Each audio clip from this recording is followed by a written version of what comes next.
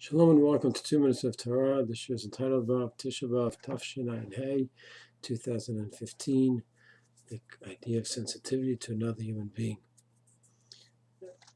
The Parsha talks about Moshe.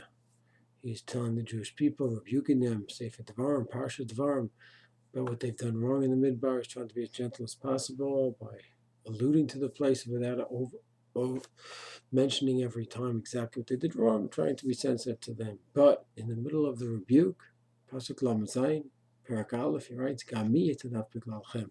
God was angry at me for your sake, and I also did not get into Israel.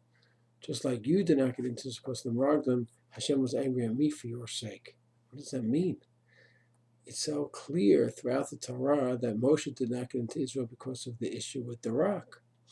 Whether the issue was hitting or talking or calling them Mamre, was something about the rock. He did not get punished because of the Meraglim. Rashi always points out that the issue was the rock, and that's why he didn't get in, and it's not connected to the Meraglim. Yet Moshe himself connected to the Meraglim. Parak Aleph, Pasuk Lamed Zayin. So all the Mefarshim ask, what's the connection? Why is he blaming the Jews for him not getting into Israel?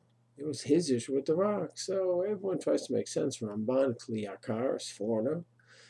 Those Mefarshim have to be looked into, but not now. This is a Tisha B'Av Shir, just focused on the idea of how careful we must be regarding how we relate to others.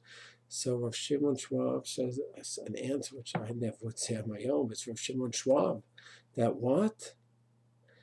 That they were badgering him. Every time they complained, why'd you use this? Why'd you use this? Why'd you take us out? Why'd you give this kind of food? Okay, it was over 40 years. It wasn't like every day they're complaining, but when they had complaints, it wasn't, why did Hashem do this to us? Why did you, Moshe? Why did you, Moshe, do this to us? And according to Rav Schwab, they wore Moshe down. They wore him down to the point that when he had the issue with the rock, he was under pressure, he wasn't feeling great, and he was feeling badgered. And he felt the aggression of the people, and it caused him to be off keel, and he wasn't totally anchored, and he made a mistake. Whatever the mistake may be, you have to go through all the Mefarshim, or Chaim says over there, by hitting the rock incident, that everyone gives an interpretation, and they're all wrong. And then he gives another possibility. It's complex what happened, but the bottom line is, according to Schwab, it's because the Jews were badgering him so much, they put him under a certain amount of undue pressure, and that caused him to be off kilter. Now, this is an astounding statement by Schwab.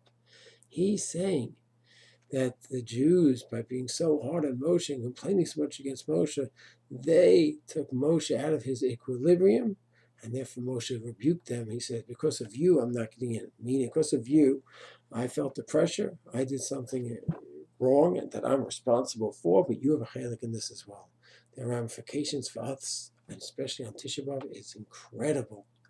What does that mean? Regarding how we treat our children. We're tough on our children, don't give them the respect they deserve, build up their esteem the way they need it in a proper way. We have to have a delicate balance between the discipline and the positive and the negative. And of course, we know the famous Gemara and Sota, we push off with the right, left, and we embrace with the right. That balance, if we lose that balance and we're tougher than we're supposed to be, we don't build up like we're supposed to be, and that kid doesn't strive for his greatness, and he's limited because of us, it's our responsibility. And so too with a husband and wife, spouses supporting each other, building each other up, and not putting each other down. Yes, there's something called there is time for proper criticism and musar, but it's got to be used so perfectly and properly.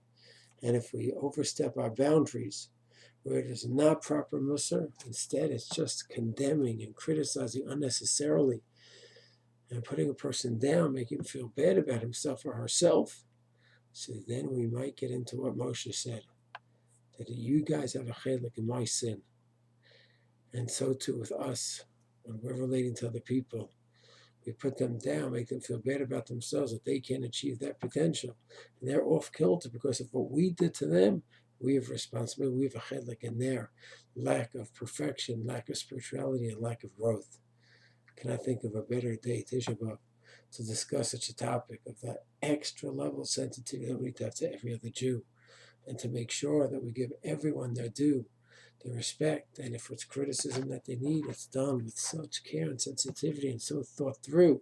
So we could go ahead and gently nudge them along in a proper way, but always building them up so that they're never negatively affected and brought down by the connection to us, but on the contrary, just built up, feeling good about themselves with the feeling and the confidence that they can achieve and grow.